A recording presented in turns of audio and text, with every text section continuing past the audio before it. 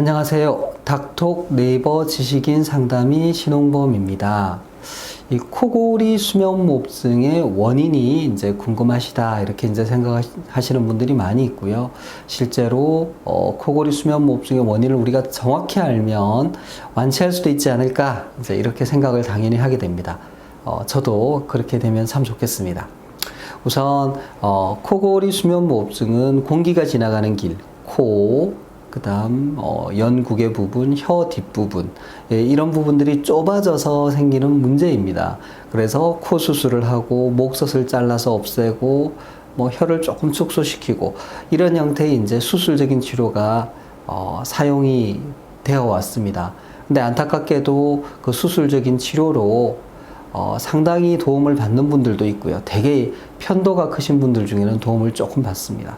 수술을 하고 나서 내가 참 수술하면서 많이 아프고 불편하고 고생을 했음에도 불구하고 코골이 수면무호흡증에 큰 변화가 없다라고 이제 얘기하시는 분들이 있습니다. 그런 분들 중에는 혀가 크고 두꺼운 분들이 상당히 많습니다. 그래서 코골이 수면무호흡증에 우리가 진단을 하기 전에 이분이 정말 코골이 무호흡증이 있을까라고 이제 의사가 알아보는 방법 중에 하나가 혀의 두께, 혀를 포함한 기도 모양을 보는 것이고요. 혀가 두꺼우면 두꺼울수록 기도를 많이 완벽하게 막아버립니다. 그래서 코골이 수면무호흡증이 심하고 또 간단한 수술로 해결 안 되는 경우가 많고요. 최근에는 이제 혀를 좀 태워서 줄인다라는 치료도 있기는 하지만 혀가 워낙 큽니다. 여러분들 우리 손바닥만 하다고 보시면 되고 우리가 손바닥 주먹을 쥐면 상당히 크죠.